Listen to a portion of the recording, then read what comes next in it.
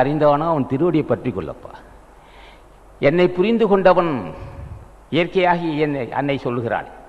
இயற்கை அன்னையாகி என்னை புரிந்து கொண்ட பிள்ளைகள் இருக்கிறான். அதான் ஆசான் முதல் மகன் ஞான பண்டிதன். அவருடைய ஆசி பெற்ற அகத்தீசன், அவருடைய ஆசி பெற்ற நந்தீசன், புஜண்ட மகரிஷி, போக மகரிஷி, மாணிக்கவாசன் போன்ற ஞானிகள் தாயின் தன்மையை தெரிந்து கொண்டான். தாய் இப்ப எப்படி இருக்கிறாள்? இயற்கை எண்ணெய் காலியாக இருக்கிறாள், கொடூர காலியாக மோகினியாக இருக்கிறாள், நம்மை வஞ்சிப்போலாக இருக்கிறாள். அவளை காமக்காரியா இருக்கிறாள். அவள் நமக்கு தாயாக மாற வேண்டும். அவள் காலியாக, கொடூர காலியாக, மோகினியாக, கொடுமக்காரியாக இருக்கிறாள். அது யார் யார்? நாம உடம்பே காமமாக இருக்கு, காலியாக மாறுகிறாள், அசுத்த மோகினியாக இருக்கிறாள். அதை புரிந்து கொண்டவர் ஞானிகள். அவளை தாயாக மாற வேண்டும், அவள் தாயாக மாற வேண்டும். அவளுக்கு நமக்கு அவள் என்ன செய்கிறாள்? அதே காது இயற்கை எண்ணெய் தாயாக இருந்து பால் ஊட்டி நம்மை வளர்ப்பாள், மனைவியாக இருந்து காமத்தை தணிப்பாள்.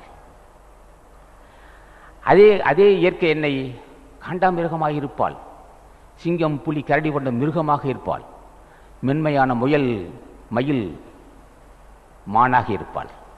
இப்படி பல்வேறு உயிரினங்களாக காட்சி தருவாள். அங்கே மா பலா தென்னையாக மா பலா வாழையாக இருந்து சுவையான கனியை தருவாள். எட்டி கல்லி போன்ற தாழ்ந்த தாவரமாக இருப்பாள். நீர்வாழ் சந்திலே சுறா முதலை போன்று இருப்பாள்.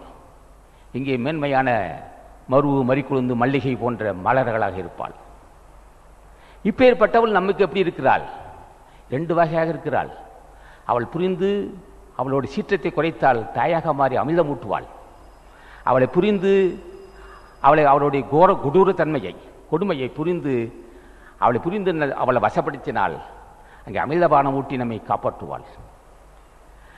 அதை வள்ளுவன் சொல்லுவான், ஆறா இயற்கை அவா நீ பின் அந்நிலை பேரா இயற்கை தரும்.